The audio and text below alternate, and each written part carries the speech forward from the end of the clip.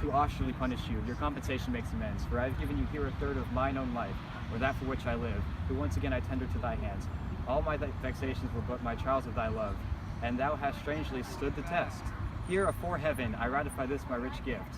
O Ferdinand, do not smile at me that I boast her off, for thou shalt find that she will outstrip all praise and make it halt behind her. I do believe it against an oracle. Then, as thy gifts and thine own acquisition worthily purchased, take my daughter. But if thou dost break her virgin knot, before all sanctimonious ceremonies may with full and holy rite be ministered, no sweet aspersions shall the heavens let fall upon the contract to make it grow, but barren hate. Sour eye disdain and discord shall be strewn upon the union of your bed with weeds so loathly that you shall hate it both. Therefore take heed, as Hymen's lamp shall light it. As I hope for quiet days, for fair issue and long life, which such love as it is now the murkiest den, the most opportune place, the strongest suggestion our worser genuous can, shall never melt mine honor into lust, to take away the edge of that day's celebration, when I shall think or Phoebus steeds our foundered or night kept chained below. Fairly spoke. Sit then and talk with her. She is my own. What, Ariel, my industrious servant? Ariel? What would my potent master? Here I am. Thou and thy meaner fellows your last service did worthily perform, and I must use you in such another trick. Go, bring the rabble, o'er whom I give thee power, here to this place, incite them to quick motion, for I must bestow upon the eyes of this young couple some vanity of mine art. No, you won't. It is my promise and they expect it from me. Hey, with a twink.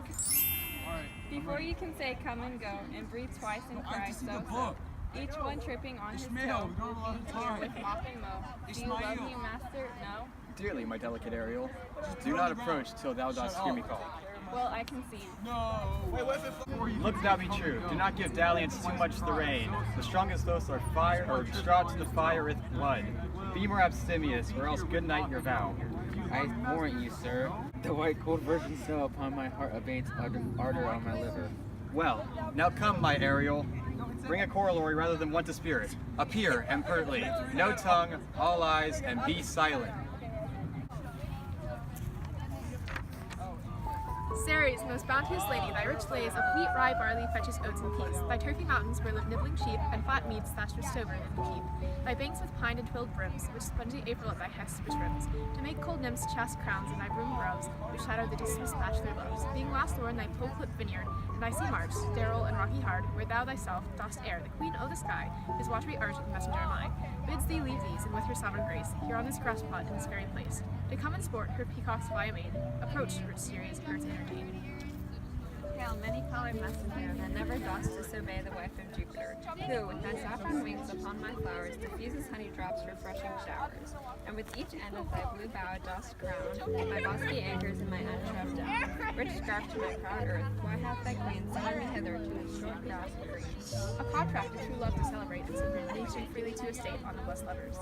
Tell me, heavenly bow, if Venus or his son, because thou dost love Juno attends me, since they did plot the means of dusky days and my daughter God, her and her blind ways keeping company I have forsworn. Of her society be not afraid. I met her deity cutting the clouds towards Paphos, and her son doth walk with her. Here thought they to have done some wanton charm upon this man and maid, whose vows are that no bedrite shall be paid till Hymen's torch be lighted. But in vain, Mars's hot minion is returned again, her waspish-headed son broke his arrows, suppose he will shoot no more but play with sparrows and the abhorred right out. Pious queen of state, great Juno, come, I know her by her gait. How does my bounteous sister go the Wallace's way to that day, prosperous and honored in their nation? Honors, riches, marriage, blessings, long continuous and increasing. Hourly joys still be upon you, Juno sings her blessings on you.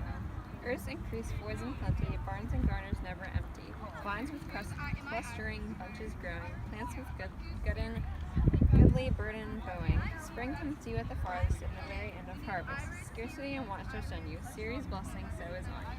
This is the most majestic vision and harmonious charmingly. May I be bold to think these spirits? Spirits, which by my art I have from their confines called to enact my present fancies. Let me live here ever, so rare a wondrous father, and a wise makes this place paradise. Sweet now, silence. Juno and Ceres whisper seriously. There's something else to do. Hush and be mute, or else our spell is marred.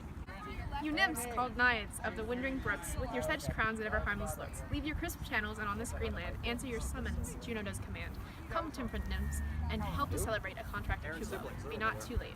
You sunburned sicklemen of August weary, come hither from the furrow and be merry. Make holiday, your rice straw hats put on, and these fresh nymphs encounter everyone in country footing.